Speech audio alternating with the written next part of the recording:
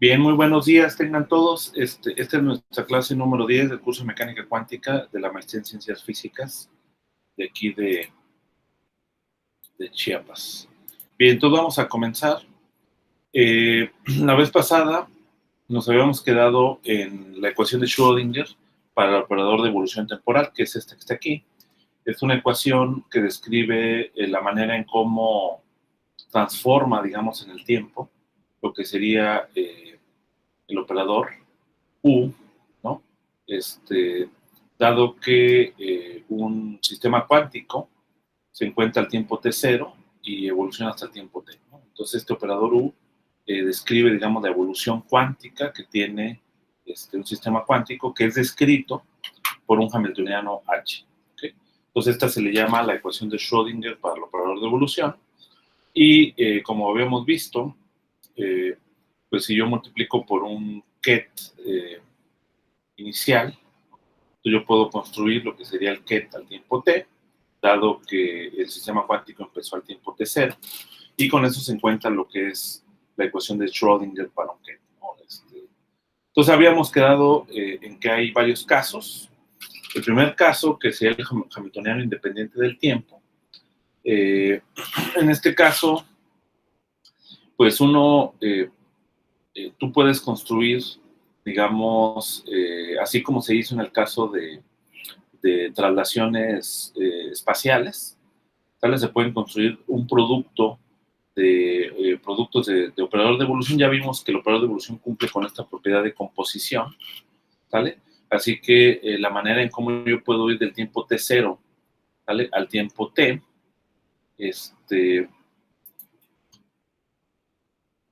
al tiempo t, pues lo puedo dividir en n pasos, ¿ok? Que es este n que está acá, y pues el producto tiene que dar UT0. Ahora, si esos pasos son infinitesimales, pues entonces puedo aprovecharme de quedarme solamente hasta el orden lineal, digamos, justamente porque es una evolución infinitesimal, y como es el producto, pues puedo aprovecharme de esta identidad que define justamente la exponencial, ¿no? Esto es válido para cuando el hamiltoniano es independiente del tiempo. Entonces, esta es la expresión, digamos, que tiene el operador de evolución. Ahora, si el operador de hamiltoniano depende del tiempo, lo cual puede ocurrir porque un sistema cuántico, digamos, puede ser, digamos, que conste de partículas, electrones, etc.,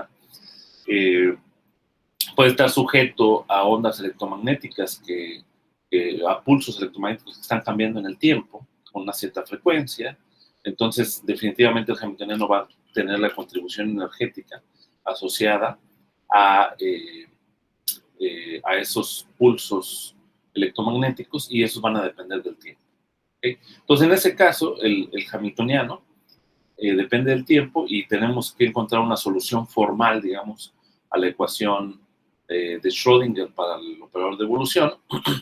Entonces, lo que se hace es aprovecharse del teorema de valor medio. También se hace una partición del eje temporal, ¿sale? Y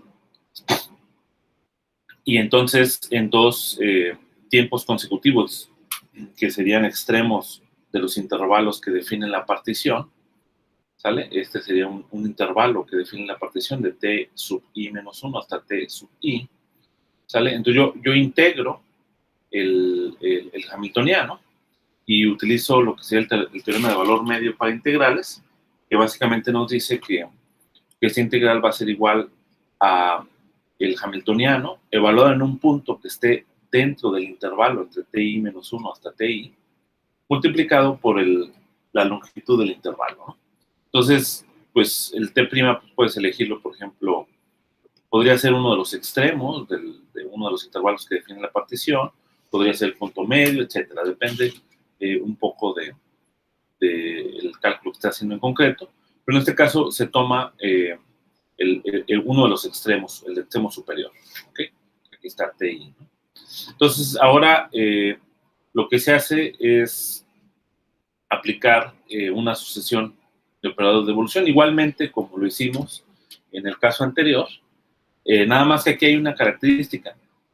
los hamiltonianos a distintos tiempos conmutan, ¿no? Esa tiene que ser una característica que aquí se muestra, que el conmutador para h evaluado en ti y el h evaluado en tj, que serían tiempos distintos, los dos hamiltonianos conmutan, ¿no? Entonces, esta propiedad es necesaria para poder decir que el logaritmo del operador de evolución, expresado como el producto de estos operadores, nuevamente se está haciendo el mismo truco de aprovechar la propiedad de composición que tiene el operador de evolución, considerar un operador de evolución que sea infinitesimal, que sería uno de estos, y luego pues se hace el producto, ¿no? Y con eso vamos a lograr de llegar desde t0 hasta t, ¿sale? A través de estos intervalos que definen la partición, ¿no? Bien, entonces si yo multiplico el logaritmo de u, para poder aprovecharme de esta expansión y decir que esto simplemente es la suma, ¿sale? Pues yo tengo que utilizar, digamos que estos conmutan, ¿no? En otras palabras, el hecho de que u quede expresado como la suma y que no importe aquí el orden, ¿sale? Pues es una consecuencia de que h evaluada en el ti y h evaluada en tj conmuta. ¿Okay? Si no conmutara, entonces hay problemas, ¿no? Porque acuérdense que la exponencial de la suma de operadores no es lo mismo que el producto de las exponenciales de los operadores. ¿Okay? Hay una diferencia cuando los operadores conmutan, pero cuando no conmutan, no importa. Aquí la exponencial, si yo saco la exponencial aquí en este término, de este lado pues obtengo u, pero de este lado pues yo tengo la exponencial de la suma, ¿no? Entonces, en ese sentido, se requiere esta propiedad, ¿no? Bien, entonces, pues nuevamente regresamos, ya teniendo esta suma, regresamos otra vez a la expresión de la suma de Riemann, y esto pues nos da la solución, ¿no? Es decir, que el hamiltoniano, es decir, que el operador de evolución, que evoluciona desde el tiempo t0 hasta el tiempo t, pues va a ser la exponencial de menos i sobre h barra, desde la integral de t0 hasta t del hamiltoniano. ¿Okay? Esa sería la expresión. Y bueno, para el caso 3, nada más les pongo la expresión, no la probamos ahorita, porque en este caso es cuando el hamiltoniano depende del tiempo, pero además el hamiltoniano en distintos tiempos no conmuta, ¿no? Entonces, en este caso, pues la solución formal básicamente es la misma que está aquí, pero donde tú tienes que ordenar el tiempo, ¿no? De menor a mayor, ¿no? Digamos, ¿no? Entonces, este de acá es un ordenamiento temporal que más adelante se probará la solución en este caso, pero bueno, uno puede verificar que si tú quieres hacer expansiones perturbativas, se pueden aprovechar lo que se llaman las series de Dyson, y las series de Dyson básicamente expresan, digamos, una expansión del operador de evolución alrededor de la unidad, ¿vale? Que es esta, y en donde yo tengo estas integrales que están ordenadas, ¿no? Si ustedes se fijan, todas las integrales van de t0, pero van de t0 a tn-1, de t0 a t1, aquí, o sea, de t0 a n-1, de t0 a n-2, así, hasta t0 a t1, y luego de t0 a t, ¿no? Que es el tiempo final, ¿no? Y entonces, digamos, en ese sentido, las integrales están ordenadas, porque justamente aquí esos hamiltonianos están ordenados, porque estos no conmutan entre sí, ¿no? Entonces aquí el ordenamiento es importante. Ok, no sé si hay alguna pregunta hasta ahí. Por el momento no. Perfecto. Bien, supongo que también lo habían checado, ¿no? Porque, pues para poder darle continuidad.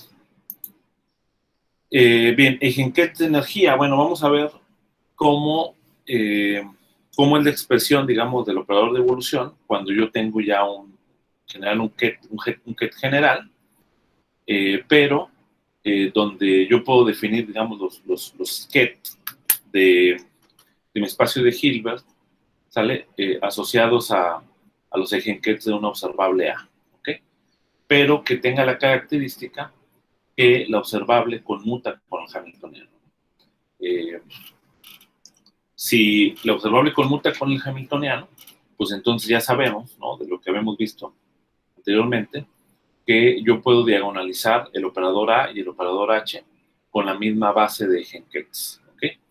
Entonces, pues vamos a suponer que ese es el caso. Como yo puedo diagonalizar el hamiltoniano con esta misma base que diagonaliza el operador A, yo tengo esta ecuación de eigenvalores, donde este E sub E A', pues son los eigenvalores de energía del operador hamiltoniano. Así se tiene que el operador hamiltoniano, el operador de evolución, como cualquier otro operador, ¿no?, pues yo lo puedo expresar introduciendo aquí dos relaciones de completez, ¿no?, usando justamente los Egenkets que diagonalizan el operador A, pero que también diagonalizan el operador hamiltoniano. Entonces, una de las relaciones de completez pues está aquí, y la otra está acá con la suma A', ¿no? Entonces, pero como aquí obviamente estamos considerando el caso en donde el hamiltoniano no depende del tiempo, ¿no? Por eso tiene esta expresión el operador de evolución. Ahora, como H diagonaliza A', pues cualquier función de H va a diagonalizar, va a ser diagonalizado con el mismo Egenket, ¿no? Y justamente los eigenvalores, pues va a ser justamente estas expresiones E a la menos I EA' sobre T, y esta es una expresión alternativa para el operador de evolución, ¿no?, en términos de los Kets. Bien, ahora... Doctor. Sí. Disculpe, para pasar de una línea a la otra, ¿se toma en cuenta, digamos, el desarrollo en series que tiene el exponencial para poder aplicar la ecuación de eigenvalores? Sí, si quieres puedes usar una expansión en serie, sí, en efecto. Sí, porque habíamos dicho que la definición de la exponencial de un operador pues está definida mientras tú definas la serie que define la función, ¿no? Entonces, en efecto, en este caso, que sería la exponencial, pues sí necesitas definir la serie formal, digamos, de la suma de operadores, ¿no? O sea, el 1 más ht sobre h barra, bueno, menos i ht sobre h barra, menos h cuadrado t cuadrado sobre h barra, al cuadrado dividido entre 2, y así. Entonces, en efecto, esa es la definición del exponencial, y pues ahora aplica sucesivamente en cada uno de esos términos, haces actuar el operador sobre la prima, y luego aplica sucesivamente la ecuación de eigenvalores, ¿no? Y luego reconstruyes la serie y te queda justamente este camino. Entonces, en efecto, lo haces así. Ajá. Bueno, en general, o sea, solamente como duda, en general, pues no podríamos aplicar la ecuación de eigenvalores si el hamiltoniano está adentro de una función, ¿no? Sí, digamos que depende. Si tú supones que la función es suave, lo puedes hacer sin ningún problema, ¿no? Porque si la función, es decir, si el hamiltoniano, perdón, si la función solamente depende del hamiltoniano, pues normalmente vas a querer funciones que tengan estas expresiones polinómicas, es decir, que tengan una expansión en serie. Entonces, pues lo vas a poder hacer, ¿no? Siempre lo vas a poder hacer. O sea, digamos, si yo tengo aquí f en función de h, pues acá voy a tener f en función de e', ¿no? Sin problema. El problema sería cuando la función pueda depender de dos operadores y que no sabes en qué orden están, si conmutan, no conmutan, etc. Ahí sí hay que ser cuidadosos, ¿no? Ok, doctor. Gracias. Bien, entonces ahora lo que hacemos es tomar un Egenket arbitrario del espacio de Hilbert, pero al tiempo t0 igual a 0. Y lo vamos a expandir en la base que diagonaliza el hamiltoniano, A'. Entonces, se tiene que, como esta es una base completa, el A', pues yo puedo hacer esta expansión, esta combinación lineal sin problema. Y lo que hacemos ahora sobre este ket, hacemos actuar el operador de evolución, ¿no? Desde el tiempo t0 igual a 0 hasta el tiempo t, actuando sobre este ket general, alfa, ¿no? Que aquí ya, para simplicidad, simplemente no estoy poniendo la dependencia en t0, ¿no? Que estoy haciéndolo igual a 0, ¿no? Es decir, por eso pongo nada más alfa, ¿no? Entonces, pues aquí tengo este hamiltoniano, y lo que hago es sustituyo aquí en alfa lo que sería la combinación lineal en términos de los eigenkets A', que es lo que está aquí. Entonces ahora este operador, al actuar sobre la A', pues justamente me da los eigenvalores de ese operador de evolución, que serían estos números complejos, ¿no? Y entonces aprovecho el hecho de que bueno, lo que estoy haciendo aquí en realidad es que me lo pude haber saltado, ¿no? Porque desde aquí yo puedo llegar hasta acá, pero lo que hice fue meter la expresión en términos de operador, digamos, en términos de los eigenkets, ¿no? Que es esta, y luego usar la relación de autonormalidad, pero en realidad no es necesario hacer eso porque al actuar este exponencial sobre la prima, automáticamente obtengo este eigenvalor, ¿sale? Que es esta expresión, ¿no? Ahora, esto que está encerrado en negro, ¿sale? Es lo que va a corresponder con, vamos a llamarle los coeficientes de la expansión, ¿no? Porque acuérdate, este ket al tiempo t, pues es otro eigenket, digamos, del espacio de Hilbert, ¿no? Entonces, este otro eigenket se está escribiendo como una combinación lineal de los kets base.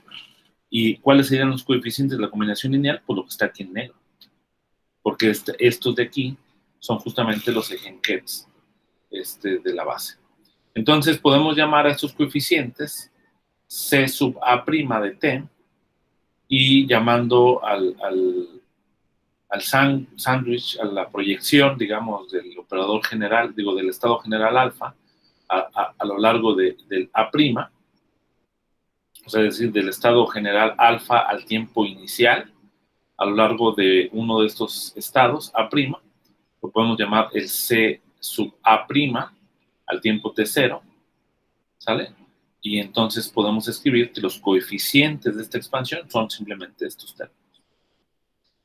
Ahora podemos elegir casos, ¿no? De quiénes son los kets iniciales.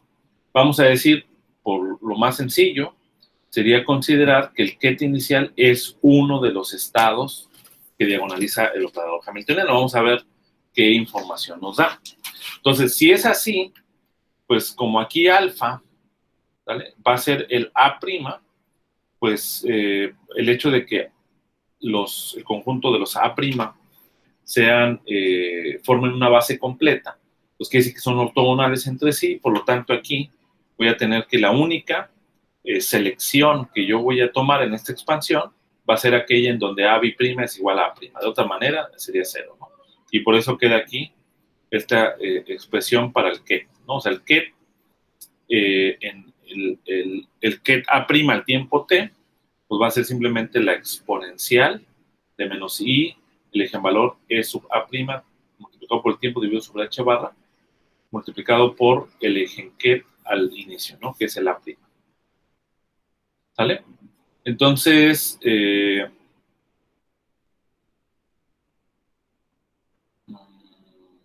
o sea, lo que dice aquí dice, esto significa que si el sistema está inicialmente en un eje en estado simultáneo de A y H, así va a permanecer todo el tiempo. ¿Sale? ¿Por qué? Porque este factor es una observable, ¿no? Es aquí, la observable A en este caso es una constante del movimiento. ¿Sale? Es una constante del movimiento porque conmuta con el hamiltoniano. Esto va a quedar un poco más claro cuando vean bueno, más bien en lo que ustedes estuvieron ahora estudiando con la representación de Heisenberg, ¿no? O la imagen de Heisenberg. La situación se puede generalizar cuando tienes muchos operadores que conmutan con el Hamiltoniano. Nada más lo que necesitamos es considerar bueno, aquí tendríamos todos estos operadores que conmutan con el Hamiltoniano, A, B, y que también conmutan entre sí, A, B, B, C, A, C, H, B, H, C, H, etcétera. Y podemos construir una colección de índices K asociados justamente a los eigenvalores de A, B, C, y con eso definimos un ket K que tiene todos los números cuánticos asociados a B, C, etcétera, ¿no? ¿Alguien quiere comentar algo? Sí, doctor, es que acá tengo otra duda. Sí. ¿Puede subir un poco su pantalla, por favor? En donde menciona que A es constante de movimiento. Sí. La última ecuación, un poco más arriba. Bueno, la duda es que en general hay ese desarrollo Sí. se hizo para el Hamiltoniano H. Entonces, por eso se aplica la ecuación de Eigen-Hertz e igual queda al final el eigenvalor de energía, E sub A. Ajá. Sí, Pero, bueno, mi duda es si la observable A es una constante en movimiento, no tendría necesariamente los mismos eigenvalores E sub A que tiene el Hamiltoniano. Entonces, no entendí bien como cuál es la condición que debería de cumplir A. Bueno, la única condición que cumple A es que conmuta con el Hamiltoniano. ¿Sale? Eso hace que compartan Eigenkets, ¿no? Sí. Ajá. Pero entonces la última ecuación que está ahí en rojo, digamos, Ajá. en vez de E sub A, pues serían los valores propios que tenga la observable A y sería válido. Pues, a ver, si entiendo bien, tú te refieres a esta ecuación, ¿no? ¿Sí? Ajá, sí, sí. Y aquí están los Eigenkets del operador A prima. Sí. Del operador A, perdón, ¿no? Este de Ajá. aquí sería el Eigenket del mismo operador A, pero al tiempo T. Ajá. O sea, es decir, cómo evolucionó este Eigenket al tiempo T. Entonces, lo único que te está diciendo acá es de que si yo calculo, digamos, si yo calculo respecto a un estado, ¿no? Sí, digamos, yo multiplico aquí por sí, este es un número, sale aquí sí, entonces, y calculo el cuadrado, ¿no? Para calcular la probabilidad de que dado que estuviera en sí, ahora esté en este estado. Esa probabilidad se mantiene constante, se permanece todo el tiempo, ¿no? Porque este factor, pues va a ser una constante que vamos a aparecer con el módulo al cuadrado. Entonces, si yo calculo la probabilidad, pues este sería el coeficiente de probabilidad y la probabilidad sería el módulo al cuadrado del coeficiente y ese módulo vale 1. Entonces, en ese sentido, digamos, pues dice, esto significa que si el sistema está inicialmente en un eje en estado simultáneo de A y H, como es el A', pues permanecerá todo el tiempo en el estado. ¿Okay? Pues recuérdate que los estados cuánticos, los estados físicos, las mecánicas cuánticas son los rayos. ¿Sale? Entonces, este estado A' sub T o este A', dado que están conectados solamente por este número complejo, que tiene módulo 1, pertenecen al mismo rayo. ¿Vale? Entonces, y si pertenece al mismo rayo, por lo tanto, es el mismo estado físico. Es solamente ese es el asunto. Ya. Sí, doctor. Okay. Gracias, doctor. Perfecto. Bien, entonces, Ahora, cuando tienes varios operadores que conmutan entre sí, pues se generaliza lo que vimos anteriormente y ahora se definen kets que incluyan los números cuánticos A, B, C, etcétera, que diagonalicen el operador, ¿no? Entonces escribimos simplemente la misma expresión, pero ahora denotamos a los ket con este índice K, que sería un índice colectivo que puede contener varios números cuánticos, no nada más el A', sino A', B', C', etcétera, que está aquí especificado. Bien, ahora vamos a considerar cómo es la dependencia de los valores esperados. Ya ven que pues los estados como tal no son observables, ¿no? Sino lo que tú observas en realidad son los valores esperados de los sistemas cuánticos y entonces vamos a decir que al tiempo t igual a 0, como un ejemplo primero, el estado está en el estado A', ¿sale? O sea, es decir, el estado físico corresponde con uno de los de los eigenkets que diagonaliza el operador A. Y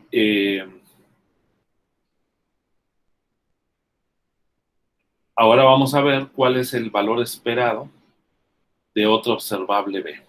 ¿Ok? Entonces, respecto a este estado, acuérdense que los valores esperados dependen, ¿sale?, de los estados que tú elijas. ¿Ok?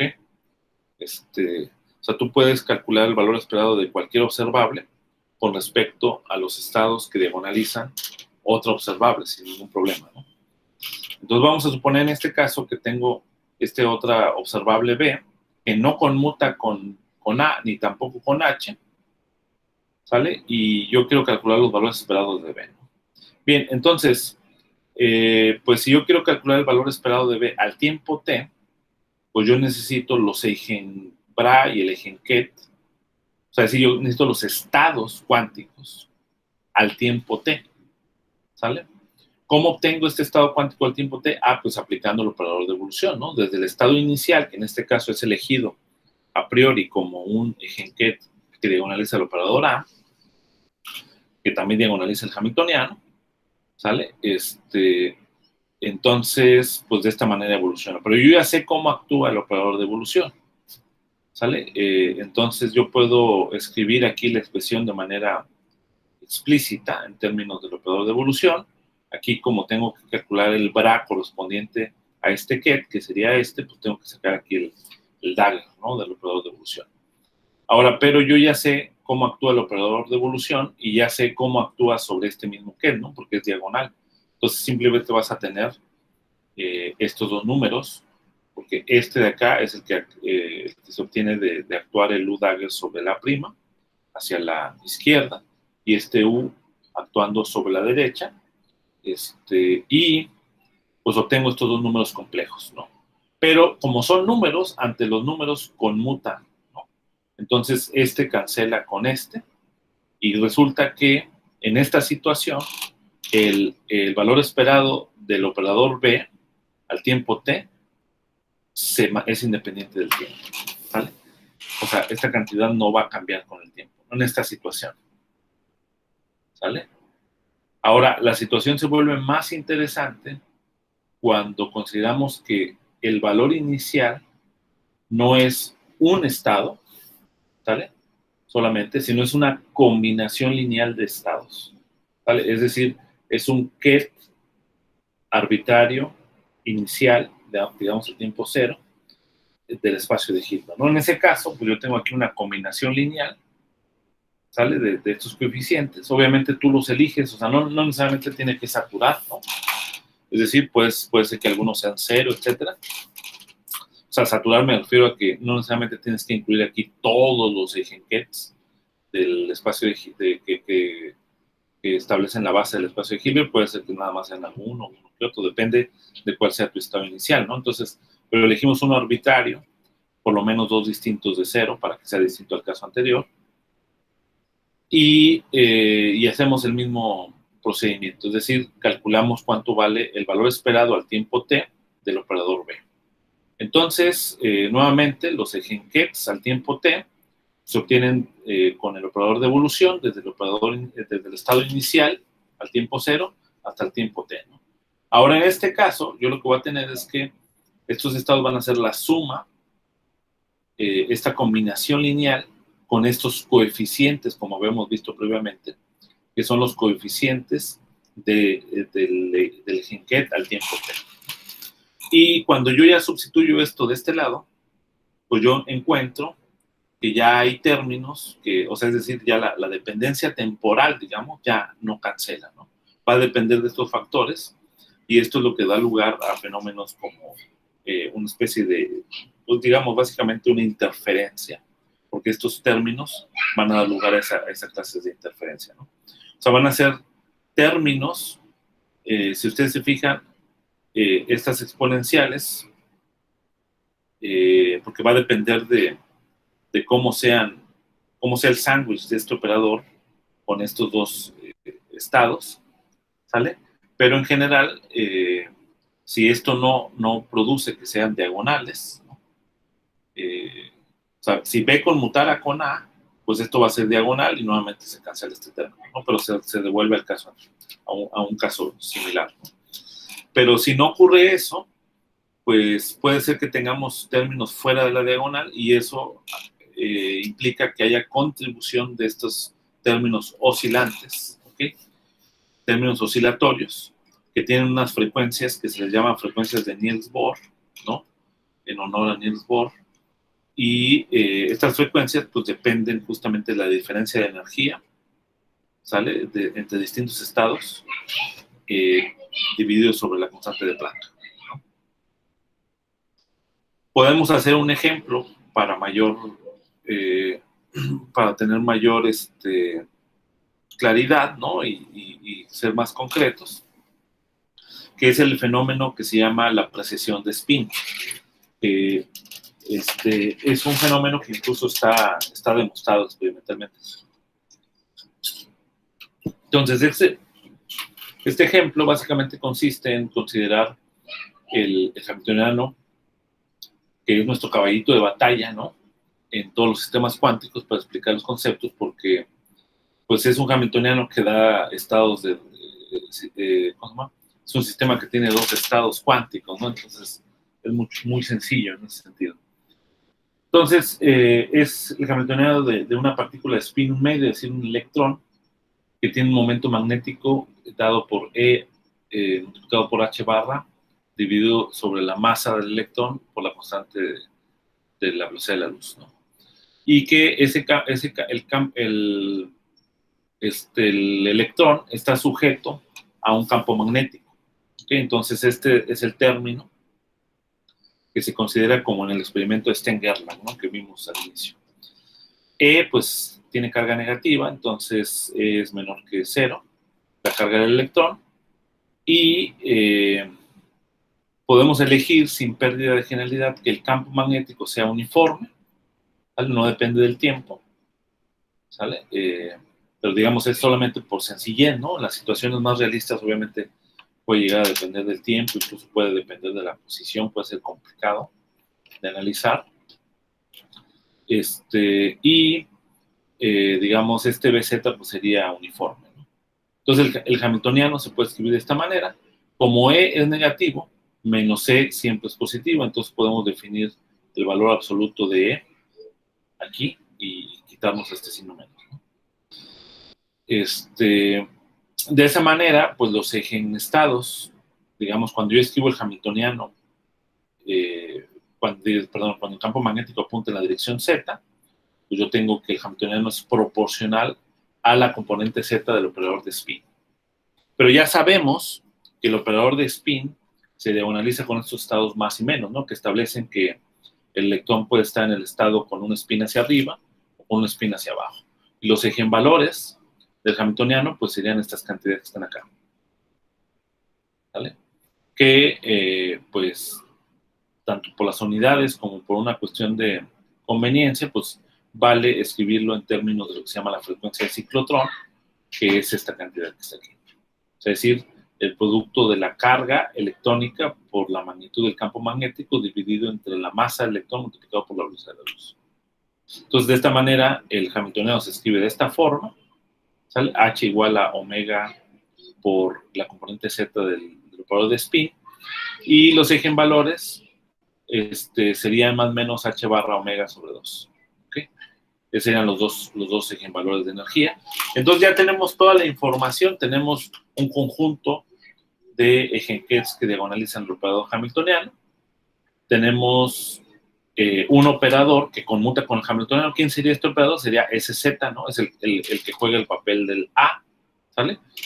Entonces, pues ya tenemos todos los elementos para poder plantear el ejemplo. Permítame.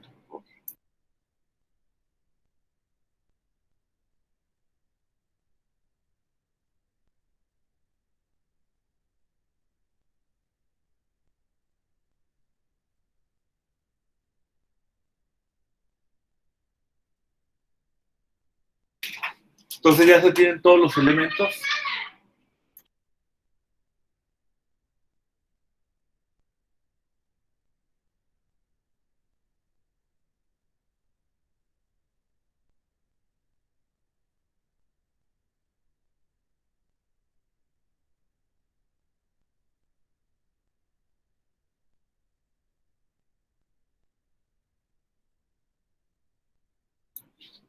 Entonces ya tenemos todos los elementos para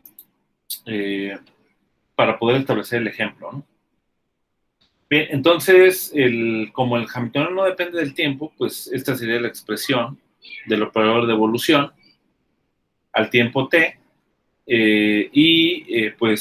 digamos que el estado inicial alfa, podemos decir que el estado inicial alfa al tiempo t0 es una combinación lineal de los estados más y menos, ¿no?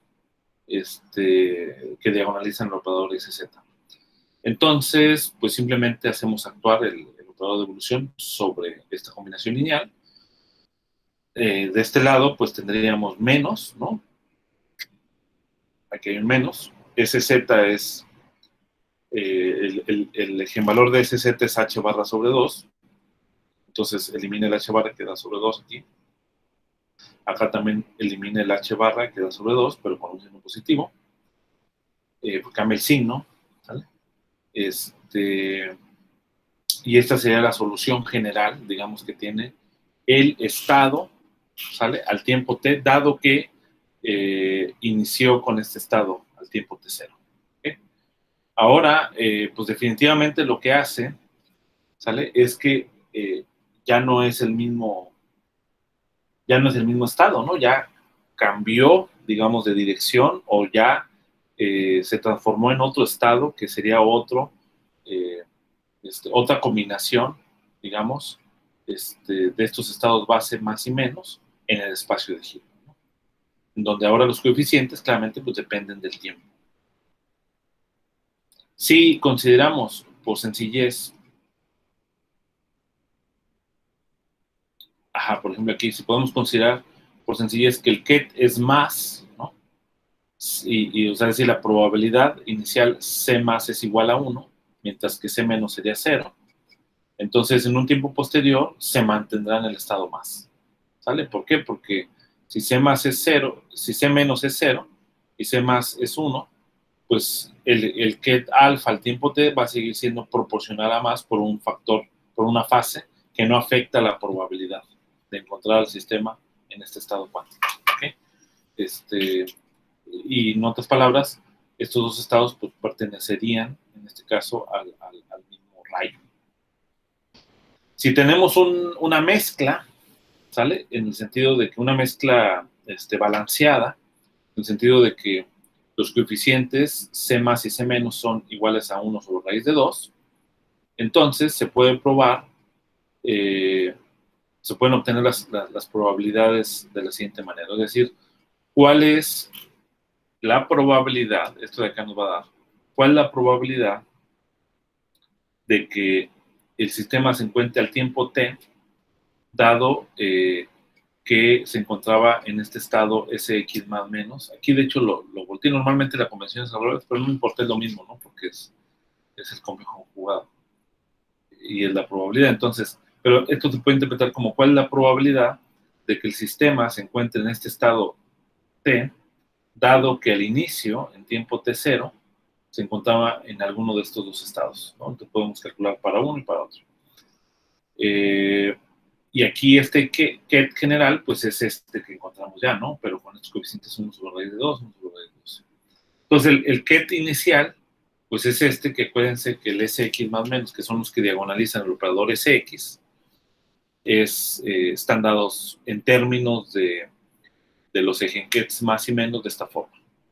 Entonces simplemente hay que hacer el cálculo, hay que multiplicar esto, calcular el bra correspondiente a este y luego multiplicarlo, ¿sale? Van a salir términos que dependan de coeficientes complejos, hay que sacar el complejo conjugado para elevarlo al cuadrado, y al final, haciendo las cuentas, se obtiene justamente que para el caso que tenga Sx más, ¿no? O sea, de que se encuentre en el estado inicial más menos, ¿ok?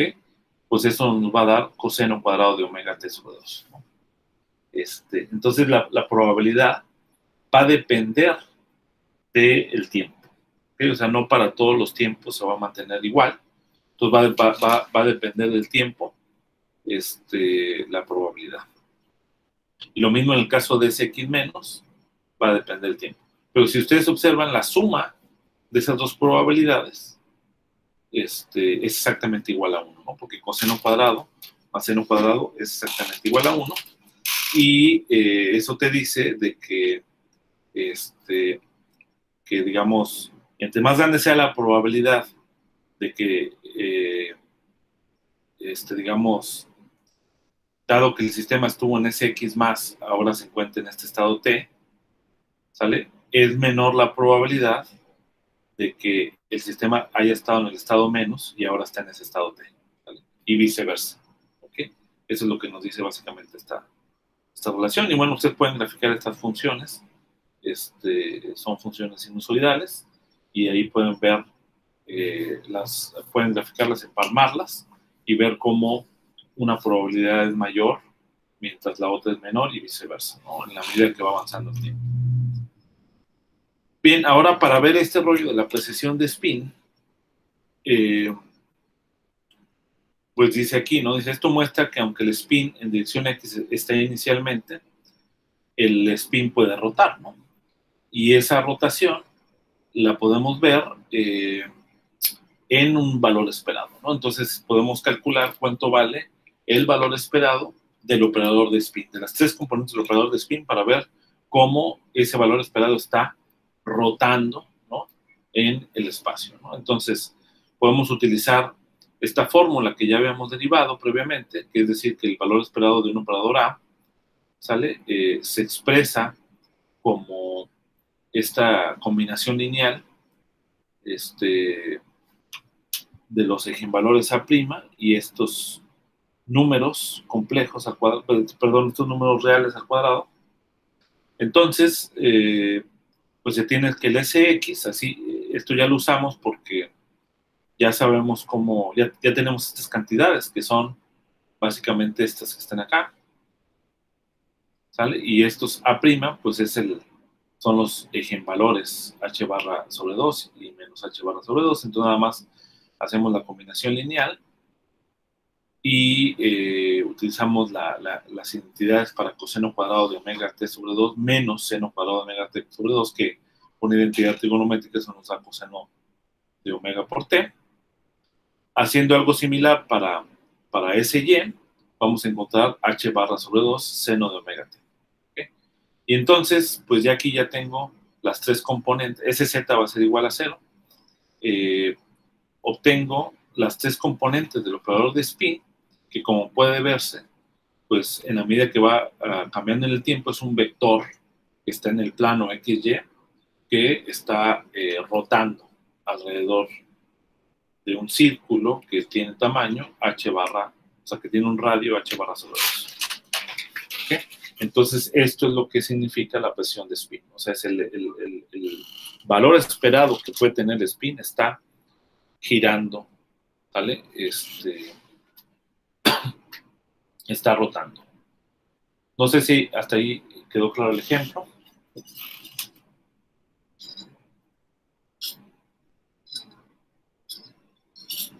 Bien. Ahora vamos a otra característica general, que es la amplitud de correlación y la relación de incertidumbre que hay entre la energía y el tiempo. Entonces, la pregunta aquí es, ¿cómo están correlacionados distintos estados cuánticos, QETs, a distintos tiempos? ¿Sale?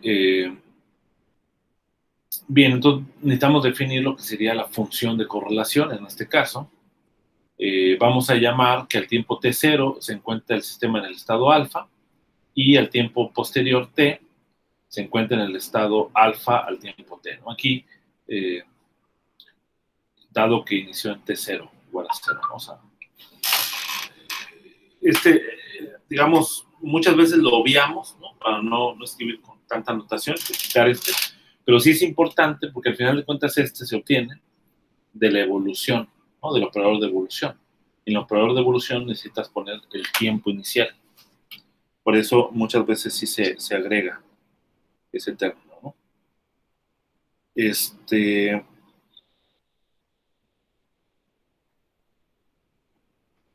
Entonces, la correlación de los estados, pues va a ser CT, ¿sale? Así va a estar definida, ¿no? Como la proyección del operador inicial, ¿sale? A lo largo, o viceversa, a lo largo del operador final al tiempo t. Que, si yo lo expreso en términos del operador de evolución, pues queda de esta forma la función de correlación, ¿no? Y también se le llama amplitud de correlación porque pues es una amplitud, ¿no? Digamos, todavía puede ser un número complejo. El módulo, ¿sale? Es decir, la magnitud o el valor absoluto, sí, el módulo complejo, digamos, de este CDT, pues va a ser una medida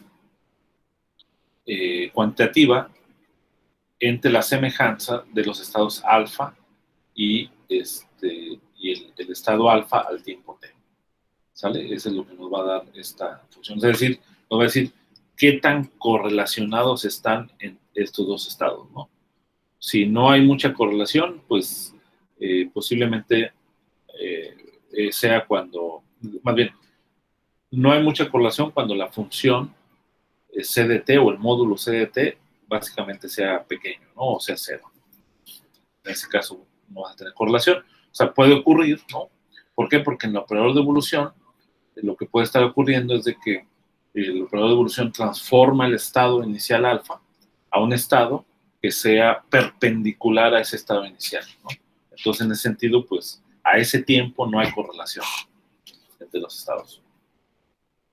Ahora, en el caso especial de alfa, sea un ejenquet de H, pues ahí se van simplificando las cosas, ¿no? Por ejemplo, en ese caso, si alfa es un ejenquet de H, pues sería como el A', ¿no? Entonces ya sabemos que el A' diagonaliza el operador de evolución, me queda este exponencial, y la magnitud de C pues es igual a 1, ¿no? Porque es el módulo de este número complejo que tiene norma 1, pues la norma de este número complejo es igual a 1. Entonces ahí vas a tener el máximo grado de semejanza. ¿Por qué? Porque pues la correlación es igual a 1. ¿Vale? Ahora, si yo tengo que el alfa es una combinación lineal de los estados, pues ya cambia la historia, ¿no? ¿Por qué? Porque en ese caso voy a tener, pues sí voy a poder escribir este operador E a la menos IH T actuando sobre el alfa, pues como estos A' diagonalizan el hamiltoniano, pues aquí nuevamente, digamos aquí nada más lo que estoy haciendo es sustituir el alfa, ¿sale? Después introduzco este operador evolución a los ejenquets A', ¿sale? Se diagonaliza este operador, quedaría aquí el E a la menos IH A' sobre H barra por T, estos coeficientes CA' salen, ¿sale? Y luego queda el sándwich entre A' y A', ¿no? Y eso, pues, como son ortogonales, porque forman una base completa, por lo tanto, es una delta de Kronecker.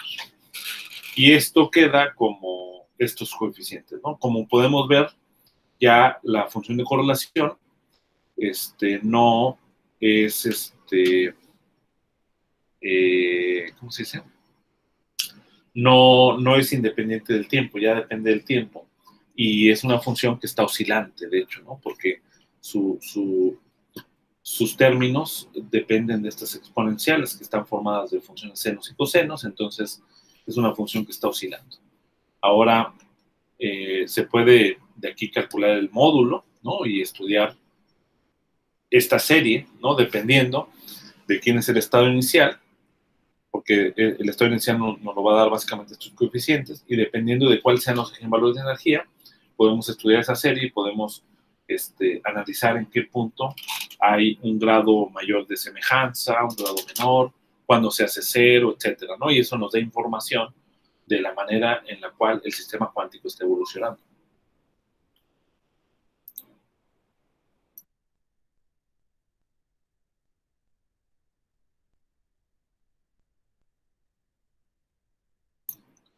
Bien. Ahora,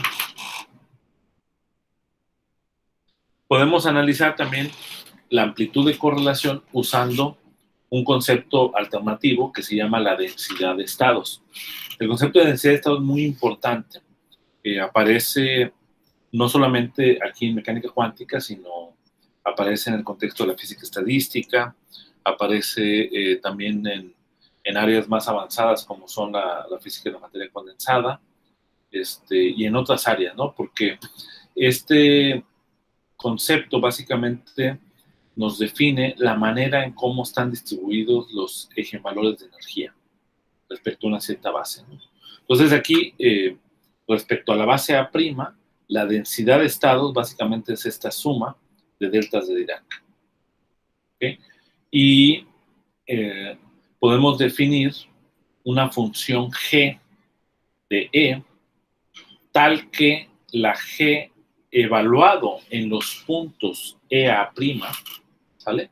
O sea, es decir, en los eigenvalores de energía, ¿sale? Son justamente los coeficientes que definen el estado inicial, ¿no? Acuérdense que aquí el estado inicial es ¿no? Que es una combinación lineal sobre los eigenkets que diagonalizan el operador hamiltoniano. Entonces, estos CA' son los que definen la función G en estos valores. O sea, es lo único que sabemos para esta definición, ¿no? Tenemos la densidad de estados, que es esta suma de las deltas de Dirac, y esta función G. Entonces, claramente se puede ver que este integral que está encerrado en rojo, pues es equivalente a la función de correlación que vimos hace un momento, es decir, es equivalente a esta expresión. ¿Sale? ¿Por qué? Porque la densidad de estados, como son un montón de deltas, pues yo voy a tener, si sustituyo esta expresión de la densidad de estados aquí, puedo sacar la suma y hago las integrales utilizando nuestra propiedad de filtración para la delta de Dirac, y lo que te hace es de que básicamente la energía solamente está evaluado en este eigenvalor EA', ¿no? Entonces aquí, al evaluar G evaluado en EA', pues obtengo C sub A', tengo el módulo al cuadrado, pues obtengo justamente este término que se da. Ahora, la exponencial, pues al evaluar en EA', pues obtengo justamente este término que está aquí. Entonces, esta expresión, que es ya una integral continua sobre la energía, pues me da la misma información que la amplitud de correlación, ¿no? Entonces se puede utilizar en forma alternativa y también como el ket inicial, los coeficientes del ket inicial representan las probabilidades, porque estamos considerando que los kets son normalizados, ¿sale? Entonces, estos pesos, que son estos coeficientes CA', son pesos probabilísticos que me dicen básicamente que en el estado inicial cuál es el estado más probable, ¿no? Básicamente. Entonces, esos son pesos probabilísticos. Yo puedo utilizar nuevamente para convertir esta suma, esta serie, una expresión alternativa utilizando la densidad de estados de esta forma, ¿no? Ustedes pueden sustituir aquí la densidad de estados, la definición de G, y van a obtener justamente esta expresión. Bien, ahora hasta aquí pues no estamos tratando ningún ejemplo concreto, pero desde la pura física uno debe tener algunas propiedades, porque, o sea, de otra manera estaríamos fallando, ¿no? O sea, es decir, de la pura física uno debe tener la siguiente situación, que este factor, que es la densidad de estado multiplicado por el módulo de esta función g elevado al cuadrado, para empezar, pues es una función continua de desde 0 hasta infinito, ¿no?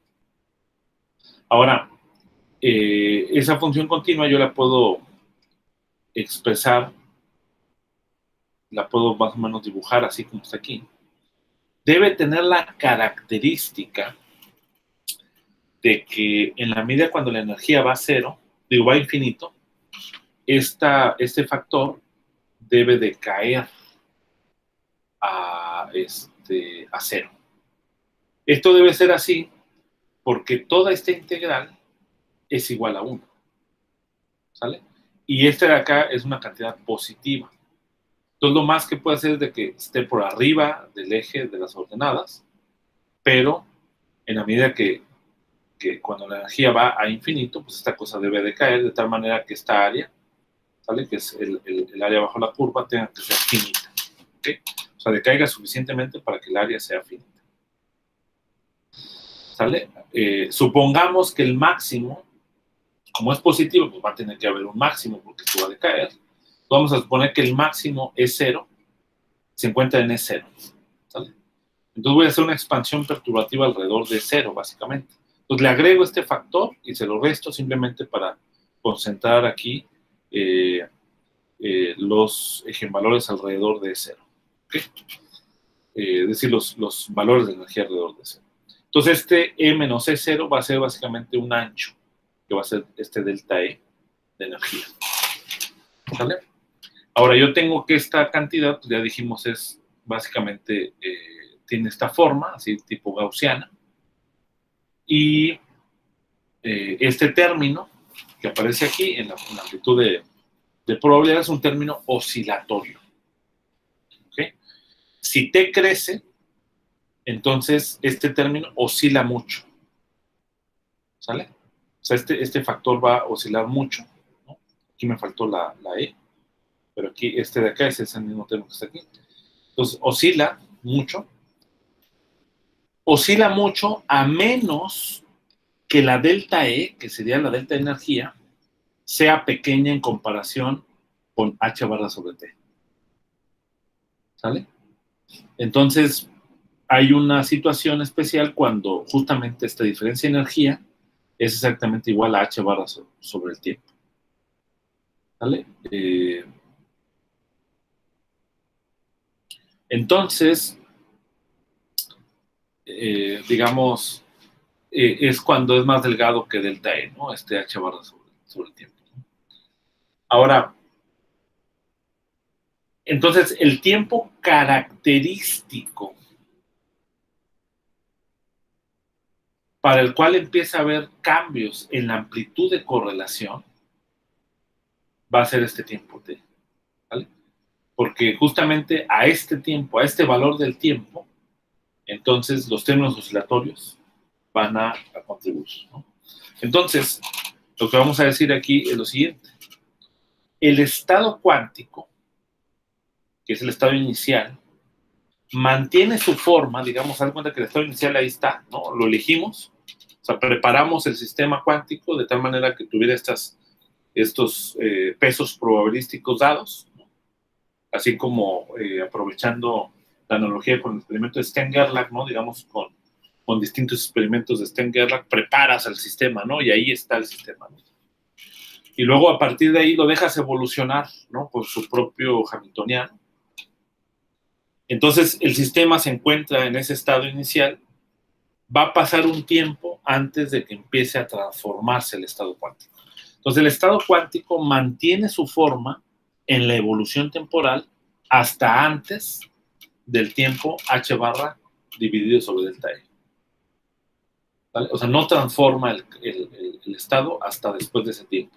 Obviamente es un tiempo pequeñísimo porque h barra pues es una cantidad muy pequeña, pero también depende de la precisión con la que midamos la diferencia de energía. Y entonces, en ese sentido, esto se conoce como la relación de incertidumbre energía-tiempo. ¿Sale? Y se expresa de esta manera. Delta T por delta E igual a h barra. Sin embargo, claramente, como hemos visto, pues la naturaleza de esta incertidumbre es distinta a la naturaleza de la relación de incertidumbre de Heisenberg entre los operadores que uno conmuta, ¿no?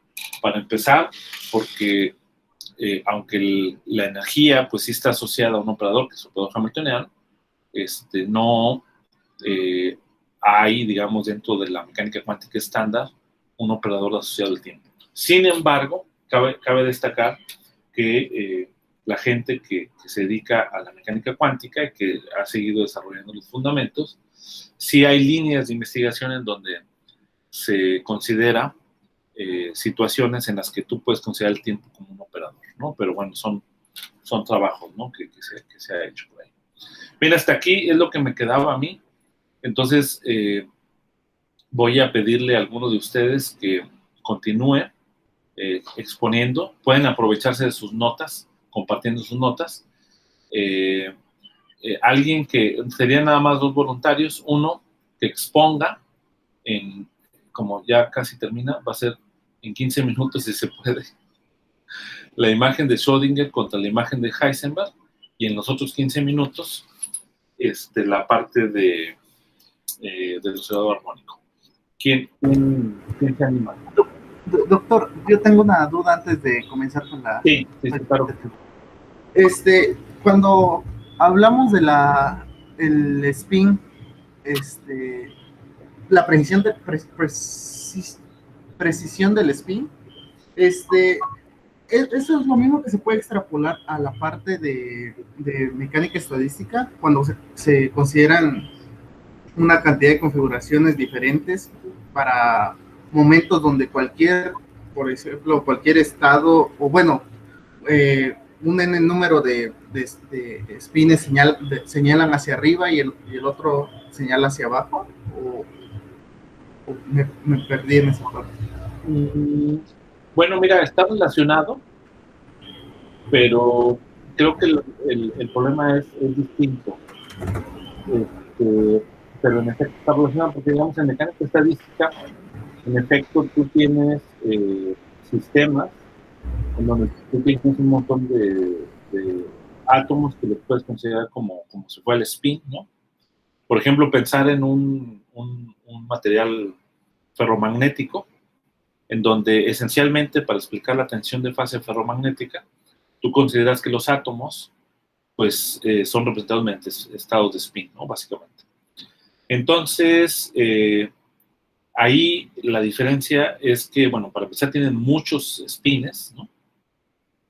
¿Sale? Y la otra es de que consideras el sistema que está en equilibrio termodinámico.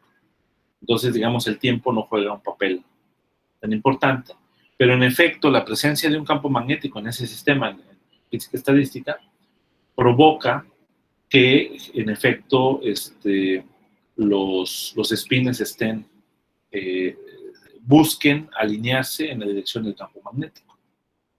¿Sale?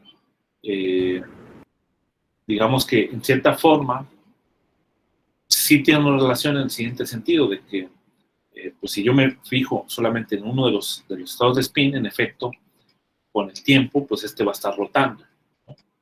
Pero después de un tiempo, esas rotaciones de alguna manera se cancelan, ¿no? En el sentido de que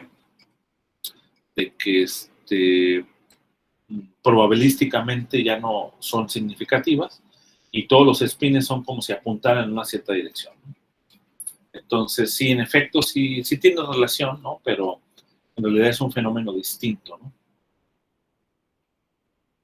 Ok, y en la parte de Enginquex de energía, bueno, nada más para confirmar, se escoge el conjunto completo, ¿no? De observables compatibles y que tienen que conmutar obligadamente con el hamiltoniano. Sí, sí, sí, sí.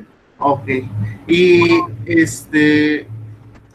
y con el último tema de la correlación de amplitud y la energía, la energía-tiempo, y la incertidumbre energía-tiempo, perdón, Sí. han, como, bueno, debido a la misma correlación, entonces suponemos que las dos van a decaer siempre conforme, con respecto al tiempo. Tienes dos. Tanto la amplitud como la energía-tiempo. Tú dices esta CDT. ¿Sí? Bueno, esta CDT, con respecto a la energía,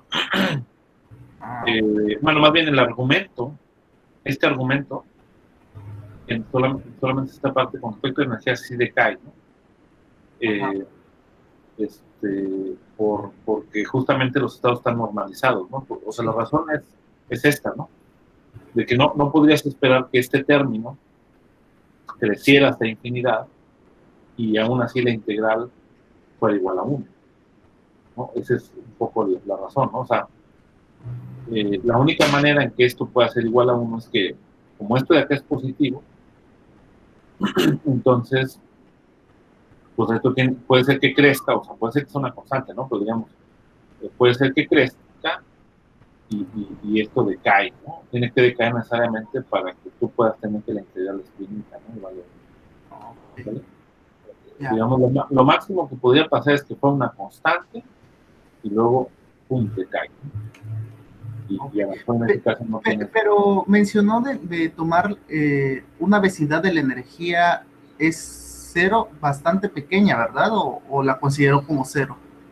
Bueno, aquí depende, esta vecindad de la energía depende de cómo sea el ancho del pico, ¿no? O sea, 10 horas. Entonces, simplemente lo único que está diciendo esto es de que, o sea, la amplitud de correlación mide qué tan diferente es el estado final respecto al estado inicial, ¿no? Ajá. Entonces, pero eso va a depender de qué tan ancho sea el pico de esta cantidad, ¿no? Y eso pues está relacionado con la manera en cómo se distribuyen los eigenvalores de energía y también de estos pesos estadísticos del estado inicial. O sea, entonces, digamos, dado un delta E, ¿no? Vamos a decir, porque esto pues, es dado, ¿no? Depende del hamiltoniano, depende de ese estado inicial. Entonces, dado este ancho, va a pasar un tiempo t igual a h barra sobre delta E para que el estado inicial cambie a otro estado. Eso es lo que te dice básicamente el problema. Ok. Y esto se interpreta como una relación de incertidumbre. Ok. ¿Ok? Va, que va. Gracias. A ver quién se anima a exponer bueno, no sé si se logre en 15 minutos lo de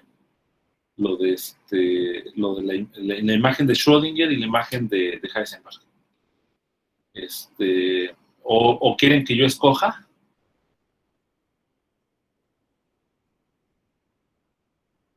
Nadie va a decir, escoja, ¿no? A ver qué dice el jefe del grupo. Ahí le hablan a Miguel. No, pues si quiere, escójalo usted, doctor. ¿Todos están de acuerdo? Sí. Oye, pero Andrés no está, ¿verdad? Convenientemente Andrés no está. Ok, bueno, yo opino que Miguel, ¿podrías presentarlo de la imagen de Heisenberg y la imagen de Schrödinger? Chale. Bueno, Pues sí puedo. yo sé de antemano que tú hiciste notas porque me las estuviste mandando, así que por eso digo, pues yo digo que Miguel. Y ya de ahí, Tadeo, ¿tú te animas a lo del oscilador armónico? Pues puedo intentarlo. Bueno, pues adelante. Entonces, dejo de compartir, Miguel, para que tú compartas. Ok. Ok.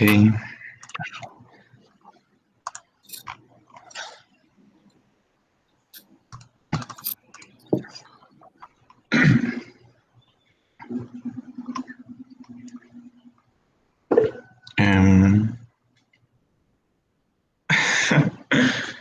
a ver, a ver.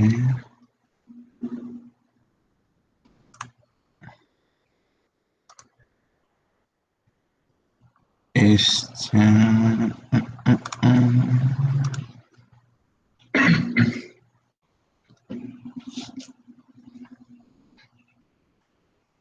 ¿Están viendo mi pantalla?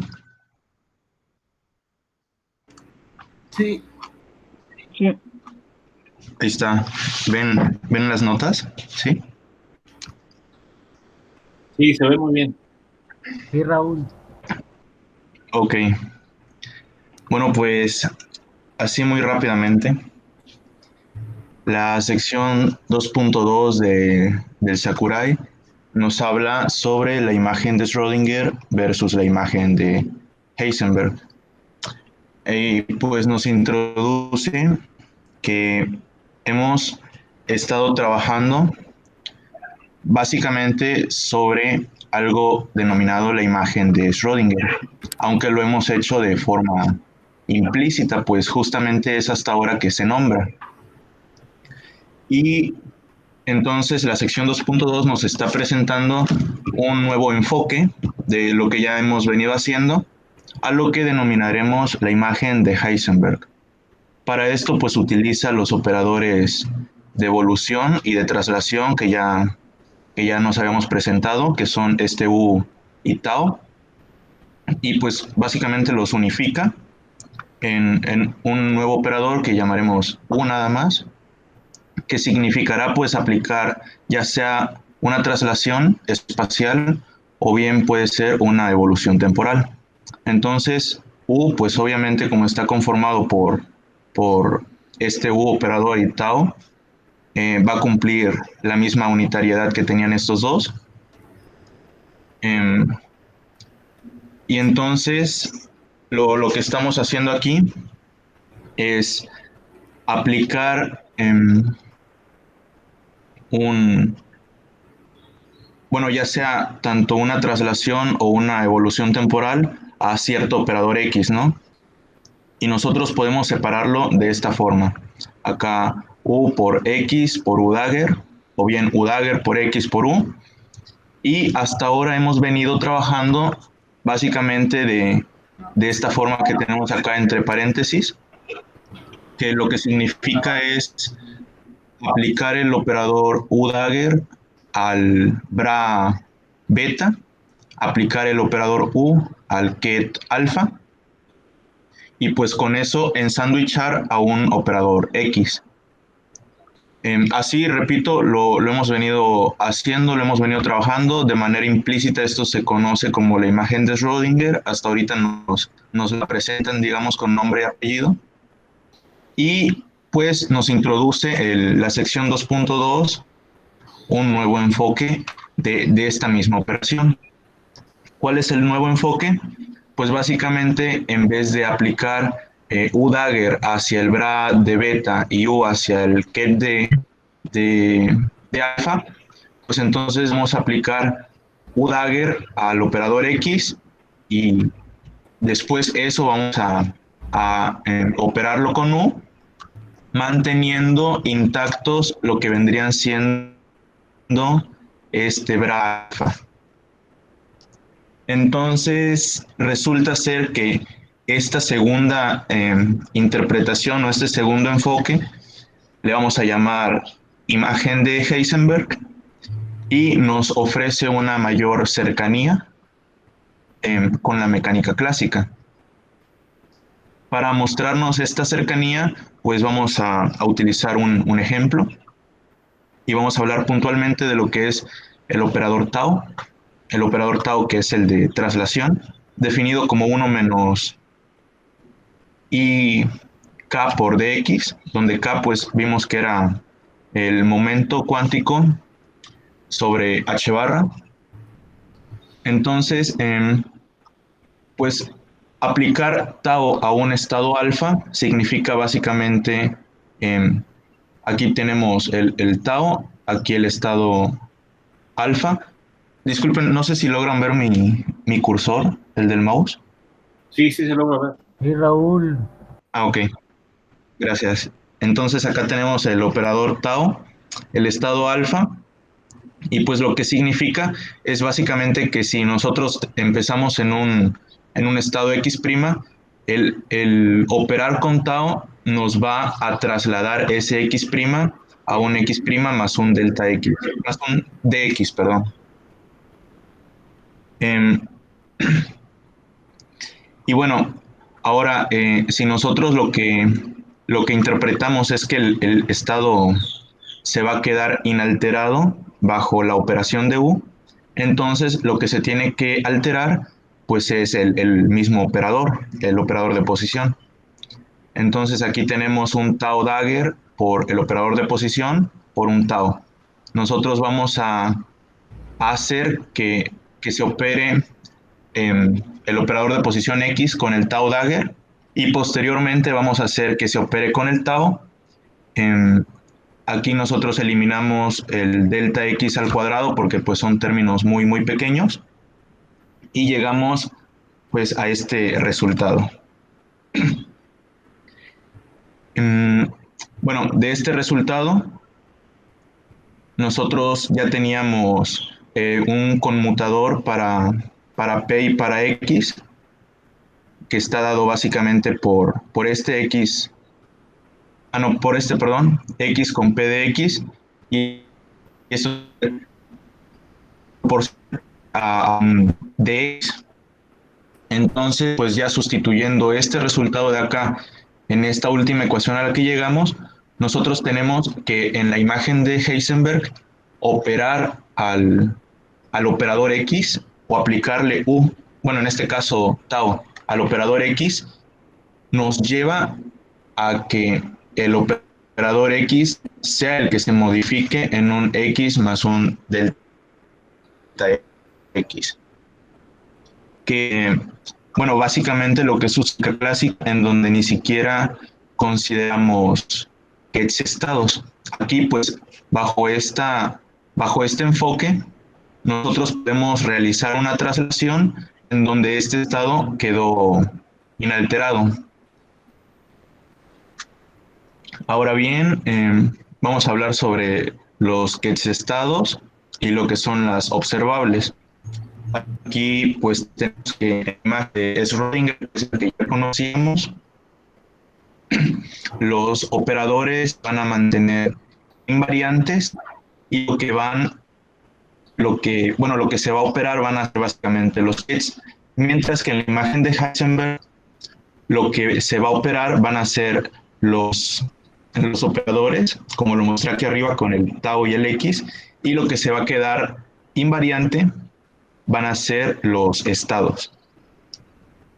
Entonces, bueno, se introduce lo que sería una observable en la imagen de Heisenberg, definido como A superíndice H, ¿no? ¿Qué es esto que está aquí? AH, ¿qué quiere decir la observable A vista desde la imagen de Heisenberg? U dagger por A en la imagen de Schrödinger por U. Entonces nosotros tenemos que un tiempo igual a 0, pues la imagen de Heisenberg es justamente la imagen de Schrödinger. Bueno, esto es simplemente notación. Les había mencionado que los estados son invariantes temporales, entonces nosotros vamos a tener la notación de que alfa a un tiempo t va a ser igual al alfa que teníamos al tiempo t0. O sea, no importa que estemos a un tiempo diferente de 0, el estado se sigue preservando. Mientras que para Schrödinger, pues los estados iban a variar. Acá tenemos alfa a un tiempo t y es alfa al tiempo t0, pero siendo operado justamente con u, que es el operador de evolución temporal. Entonces, bueno, aquí únicamente se comprueba que el esperado no observable pues, es, digamos, invariante de las imágenes, ¿no? Calculamos el valor esperado bajo la imagen de Schrödinger. Aquí ensandwichamos con un alfa al tiempo t, con el bra, con el ket. Luego sustituimos lo que significa el alfa al tiempo t en la imagen de Schrödinger. Y ahora, para pasar, digamos, a la imagen de Heisenberg, pues juntamos este U dagger con A, con U, que es justamente el A, pero en la imagen de Heisenberg, y ya tenemos ensandwichado precisamente con un alfa al tiempo t, que pues nos da otra vez el valor esperado, pero ahora en la imagen de Heisenberg, que es exactamente el mismo que en la imagen de Schrödinger. Entonces, aquí lo que hace es llegar a la ecuación de movimiento de Heisenberg y únicamente tomamos la derivada temporal del operador que se da arriba. Aquí pues derivamos con la regla del producto que ya conocemos. Ahora, utilizando esta ecuación que habíamos introducido desde antes, que es la ecuación de Schrödinger para U, pues nosotros obtenemos estas dos ecuaciones que básicamente podemos introducirlas aquí y aquí. Entonces, sustituyendo, nosotros llegamos a que la derivada temporal del observable en la imagen de Heisenberg, pues es esta expresión que tenemos acá. Aquí introduje un 1 en ambos lados, únicamente para poder llevar esta forma a la forma del observable en la imagen de Heisenberg.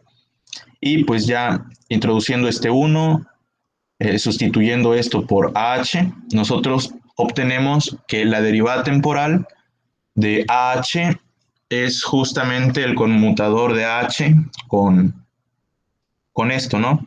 U dagger por el hamiltoniano. Entonces, nos podemos ver tentados, digamos, a llamar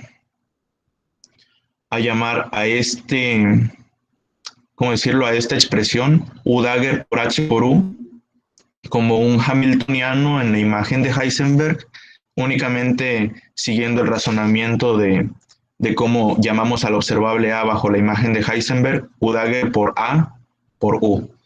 Pero pues nosotros tenemos, o ya teníamos, digamos, que U dagger por el hamiltoniano pues es H, es el mismo hamiltoniano, dado la unitariedad de U, y pues ya concluimos únicamente que lo que vendría esto, la imagen de Heisenberg, va a ser exactamente igual al hamiltoniano que teníamos en la imagen de Schrödinger.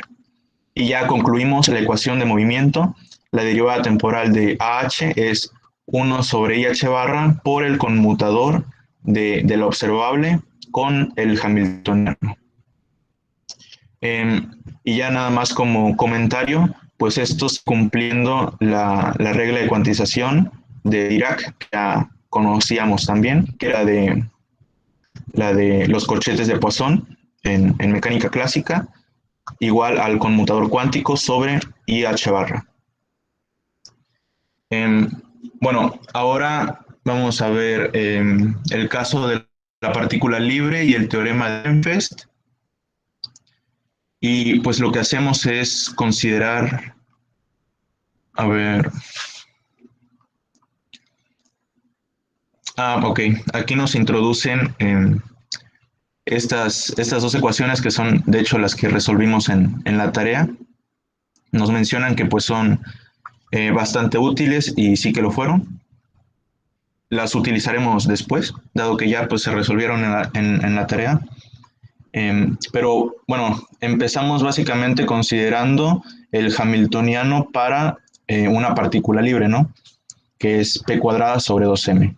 Entonces, teniendo el hamiltoniano nosotros vamos a utilizar la ecuación de movimiento de Heisenberg y podemos obtener, perdón,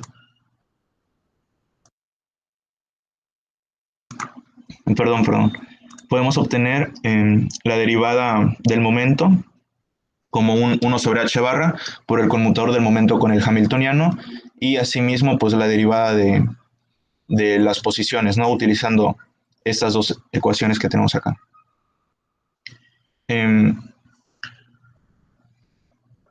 Bueno, pues aquí justamente menciono eso, h es una función del momento. Entonces, sustituyendo, pues ya tenemos que este conmutador va a ser 0. Y bueno, que la derivada temporal del momento sea 0, pues nos dice justamente que este momento es una constante de movimiento. Ahora, del otro lado, pues sustituimos igual h como función del momento, utilizamos la ecuación mencionada aquí arriba y llegamos a que la derivada temporal del operador x, pues es justamente el momento sobre m de la masa. Entonces ya nosotros podemos integramos, acá tenemos pues pi, el momento sobre la masa por el tiempo, más esto que sería la constante de integración. Y pues aquí ya tenemos la trayectoria, digamos, ¿no? De la partícula al tiempo t. Ahora,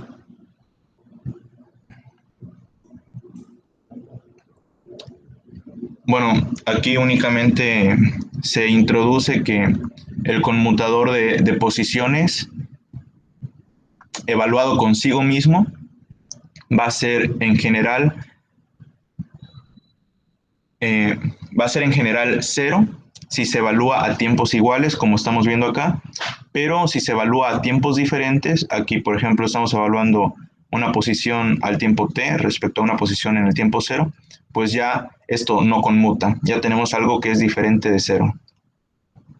Aquí pues se hace la prueba nada más. Y pues se calcula el principio de incertidumbre. Igual obteniendo este resultado, ya nosotros obtenemos un cuarto de esto, que pues es mayor que h barra cuadrada sobre conforme el tiempo crezca. Y pues justamente lo que decimos aquí es que esta incertidumbre se va a hacer cada vez más y más grande, dependiendo cuadráticamente del tiempo. Ahora nosotros vamos a considerar la partícula, la misma partícula, pero en un potencial B. Volvemos a hacer los mismos cálculos que hicimos aquí arriba. Ahora obtenemos que la derivada temporal de P va a ser menos la derivada espacial del potencial y la derivada temporal de X pues sigue siendo la misma, justamente porque ya teníamos una relación en que podemos conmutar el potencial con posición. Ahora volvemos a aplicar la ecuación de Heisenberg únicamente para tener la segunda derivada, digamos, de la posición respecto al tiempo. Tenemos este resultado, aquí lo reescribimos y obtenemos la segunda ley de Newton. Entonces lo único que hacemos ya teniendo la segunda ley de Newton es sacar los valores esperados y pues al resultado de obtener el valor esperado de la segunda ley de Newton se le conoce como el teorema de Ehrenfest. Ahora aquí vamos a hablar sobre los Eigenkets y las amplitudes de transición. Entonces, bueno, tenemos otra vez que para la imagen de Schrödinger se cumple esta ecuación de eigenvalores. A un operador, el Eigenket, el eigenvalor A'. Y, bueno, recordando para la imagen de Heisenberg, se definió el observable así de esta forma. Entonces, aplicando algo que ya había mencionado, que era que a tiempo cero ambas imágenes coinciden, pues nosotros podemos aquí igualar, igualar lo que teníamos esto a tiempo cero, utilizar esto que es de la imagen de Schrödinger, dado que ambas coinciden, y de ahí lo que se concluye pues es la ecuación de eigenvalores, pero para la imagen de Heisenberg ahora. Y bueno, dada la forma que tenemos aquí en la ecuación de eigenvalores, nosotros lo que vemos es que el eigenket ahora es U Dagger aplicado sobre un ket a prima. Este ket pues era eigenket en la imagen de Schrödinger, pero ahora el eigenket para la imagen de Heisenberg será aplicarle un U Dagger antes. Entonces aquí pues tenemos notación simplemente. Lo anterior nos conlleva a que la ecuación de Schrödinger que se cumple en esta nueva imagen va a ser con el signo contrario. Ahora bien, haciendo uso de estos nuevos eigenkets, que son con el U-Dagger, haciendo uso de esto, podemos desarrollar lo observable. Aquí ensanduchamos, desarrollamos y llegamos básicamente a lo que ya teníamos, ¿no? Que era la definición de, de lo observable en la imagen de Heisenberg igual a U Dagger por la observable en la imagen de Schrödinger por U. Entonces, nosotros obtenemos los coeficientes de expansión. Nosotros sabemos que podemos desarrollar un estado en cierta base de esta forma y de esta forma lo que nos lleva pues a que los coeficientes de expansión van a ser justamente este bracket. Entonces, para lo que hicimos aquí, para la imagen de Heisenberg, los coeficientes de expansión pues van a estar dados de esta forma. Bueno, aquí únicamente puse como dos resúmenes muy chiquitos. Para Schrödinger los operadores no cambian, los estados sí cambian, pero los eigenestados, los eigenkets, no cambian.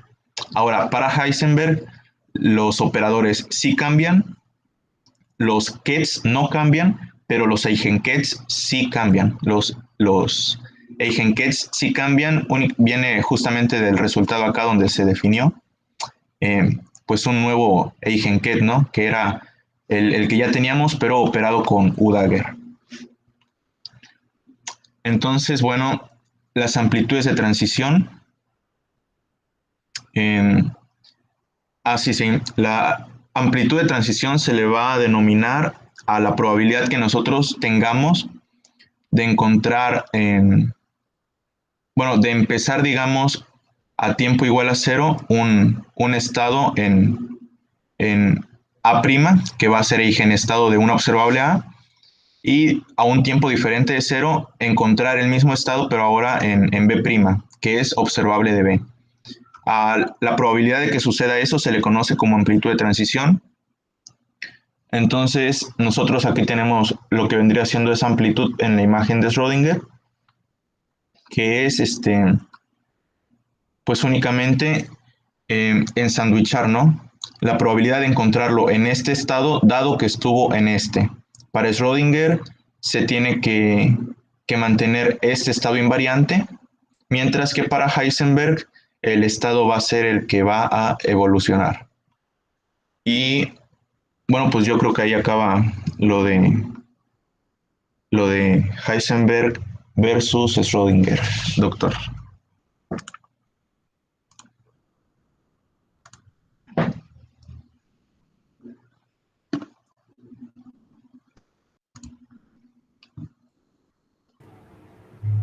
Ya acabó el tiempo, ¿no?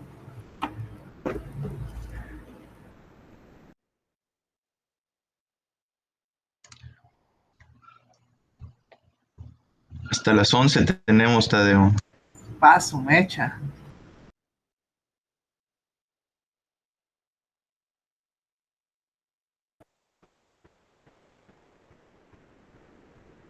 Ok, doctor.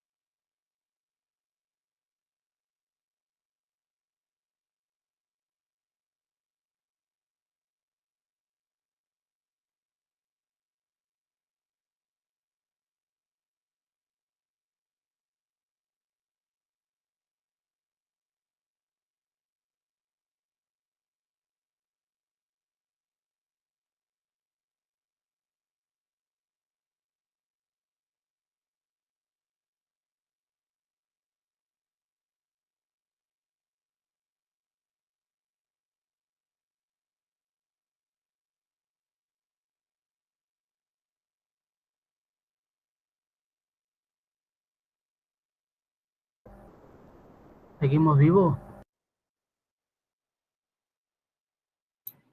Listo. Perdón, es que me agarraron en medio de una llamada cuando terminó justo Miguel. Pues quedó muy bien, Miguel. Ahora sí que te salió muy bien, a pesar de que no les encargué que lo ensayaran. Bien, ya son las 10:30, así que yo creo que lo del oscilador armónico lo vemos, yo creo que ya el jueves, si no tienen problema. Yo iniciaría con la exposición el jueves, entonces. Sí, tú inicias el jueves y ya de ahí yo le continúo en el mismo tenor con lo que sigue. Creo que después de ahí, del oscilador armónico, déjame ver qué es lo que sigue. Porque lo tengo. Ecuación de onda de Schrödinger. Ya empieza la ecuación de onda de Schrödinger. Sí, yo empiezo ahí con la ecuación de onda de Schrödinger, para que lo prepares de manera resumida. Y pues yo creo que fue muy clara la exposición de Miguel. No sé si tengan alguna pregunta respecto de esta parte de Heisenberg, que pudiéramos responder.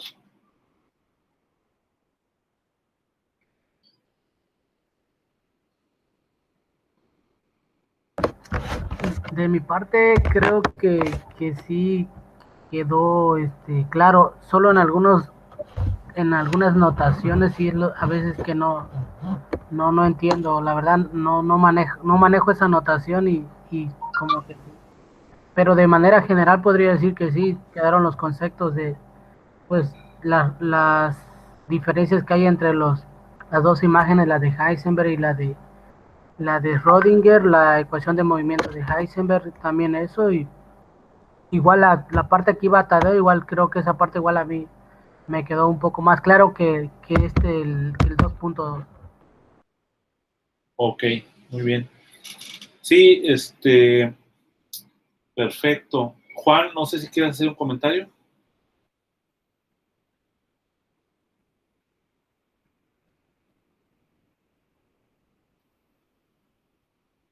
No, por el momento no quedó claro. Perfecto. Pedro. Sí, profesor, solo una pequeña duda con respecto a las aproximaciones y lo que te piden al encontrar un ejercicio. Sí, claro. Cuando te piden que se aplique, o sea, ya tienes ya sea una ecuación, un operador, y que utilices el método de la imagen de Heisenberg o Schrödinger, con lo que hay que empezar es prácticamente hacer las respectivas aproximaciones, ¿no? La de buscar que no haya un cambio en el operador para el caso de la imagen de Schrödinger, y en el caso que te pidan usar la imagen de Heisenberg es aplicar la aproximación, ¿no? La de que el Ket no tenga ningún cambio, ¿no? Bueno, más bien... Ajá. O es aplicar sus respectivas ecuaciones de movimiento. No, o sea, lo que pasa más bien es de que cualquiera de las dos imágenes te da el mismo resultado físico. Ajá. No hay ninguna diferencia entre las dos imágenes. Ok. Más bien, digamos, depende un poco de lo que tú estés buscando, ¿no? Por ejemplo, como decía Miguel al inicio, dice, bueno, la imagen de Heisenberg es en cierto sentido más cercana a lo que es la mecánica clásica, en el sentido de que tú puedes plantear como ecuaciones de movimiento, sí, como la mecánica clásica, pero son ecuaciones para operadores, ¿no? Okay. Y pues, digamos, a veces pues es más sencillo resolver una ecuación diferencial, aunque sea para operadores, que calcular, digamos, la ecuación de Schrödinger, ¿no? En ese sentido. Pero depende un poco del sistema. En realidad, cualquiera de las dos te va a dar la misma física, no cambia, ¿no? Entonces, digamos, si tú tienes un problema, por ejemplo, decir la precesión de spin, se los recomiendo, pueden intentarlo. Bueno, a lo mejor va a venir los problemas de tarea, pero pueden intentar usar las dos imágenes, ¿no? Ya lo hicimos, de hecho, con la imagen de Schrödinger, y con la imagen de de Heisenberg, pues lo que tendríamos que hacer es encontrar una ecuación de movimiento, por ejemplo, para el operador de spin, ¿no? En la imagen de Heisenberg, el operador de spin sería, pues, el operador de spin en general, ¿no? Ese vector, ¿no? Sería ese vector multiplicado por estos dos operadores de evolución, ¿no? En la de Heisenberg, ¿no? Y podrías buscar cuál es la ecuación de movimiento. Bueno, la ecuación de movimiento va a ser la derivada del operador de spin en la imagen de Heisenberg, Sí. igual a menos el operador de spin conmutador con el hamiltoniano. De ahí vas a poder ver, por ejemplo, que si el hamiltoniano es proporcional al operador de spin en SZ, ¿sale? Pues la componente SZ conmutaría consigo mismo, por lo tanto, ahí ya automáticamente encuentras que el operador de spin SZ en la imagen de Heisenberg es una constante del movimiento, como justamente vimos en el ejemplo de Schrödinger. Sí. Mientras que las otras, pues vas a poder utilizar el conmutador, digamos, entre los operadores de spin, y vas a encontrar una matriz de rotación ahí de 3×3 que justamente va a estar relacionado con la precesión de spin. Entonces, digamos, puedes resolver un problema con una imagen o con otra y es exactamente la misma física, no cambia, ¿no? Ese es el asunto. Ah, ok, pero entonces, solo para aclarar, bueno, al final los dos obtenemos una ecuación de movimiento, ¿no? Pero, Sí. por ejemplo, los ejercicios que se siguen de la sección, pues muchas veces inician con la de aplica la imagen de Heisenberg para tal cosa. Entonces es, pues, buscar, ¿no? Lo de las respectivas aproximaciones, ¿no? Bueno, y aplicar a su vez la respectiva ecuación de momento que está definida, ¿no? Sí. Ok. Uh-huh. Sí, Eso sería. ok, Uh-huh. perfecto. No sé si alguien más tenga algún comentario.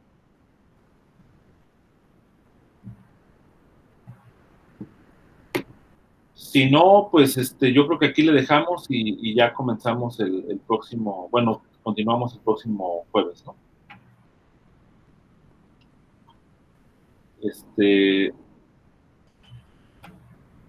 Perfecto. Bueno, pues entonces aquí nos quedamos. Voy a